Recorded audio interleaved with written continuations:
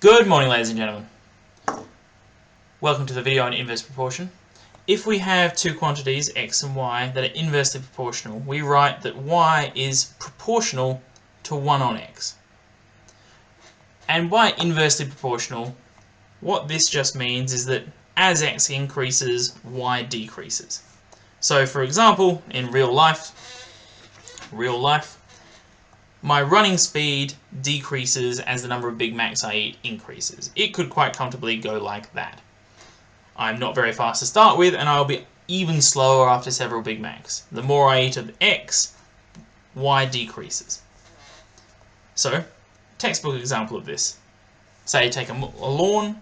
A lawn with one mower mowing it might take 60 minutes to mow. And that's this point here. With two people mowing it, it takes 30.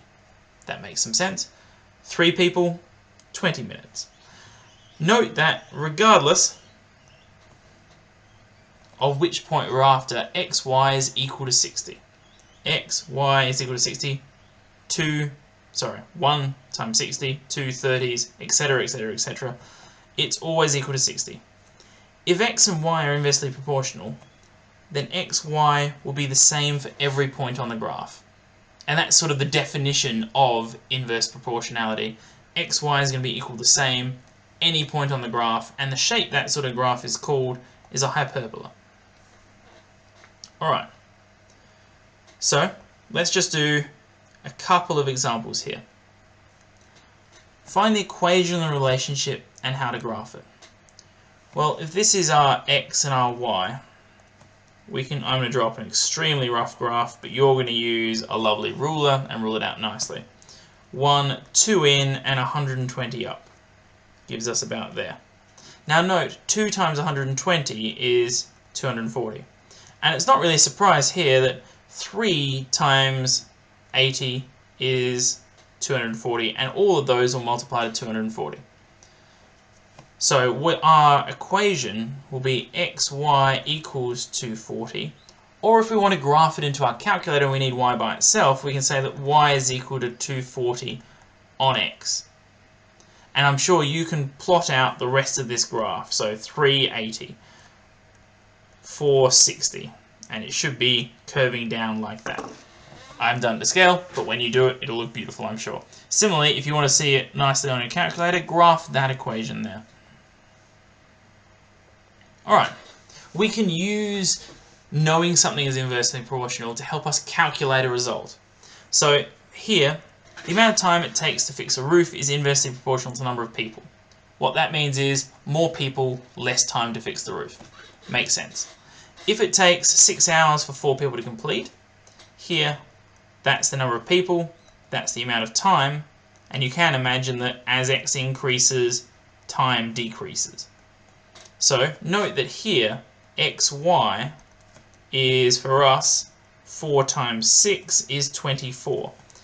How long would it take for 5 people to complete? Well, what happens instead of 4 people here roofing the house, we had 5. 5 times y is still going to be 24 because we're told it's inversely proportional. Therefore, y will be equal to 24 on 5, and that there is our solution. Or the decimal equivalent of whatever.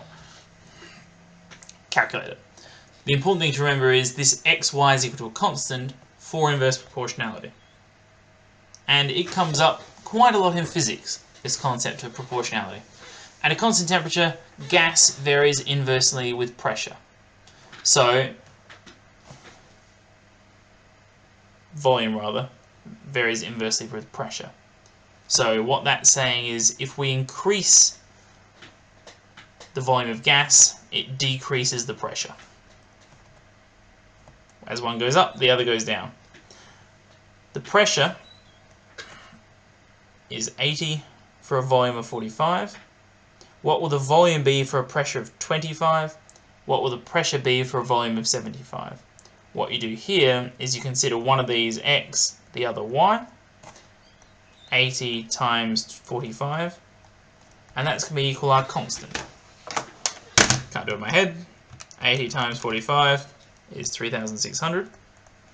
Therefore here, well, what volume of gas would be required for a pressure of 25.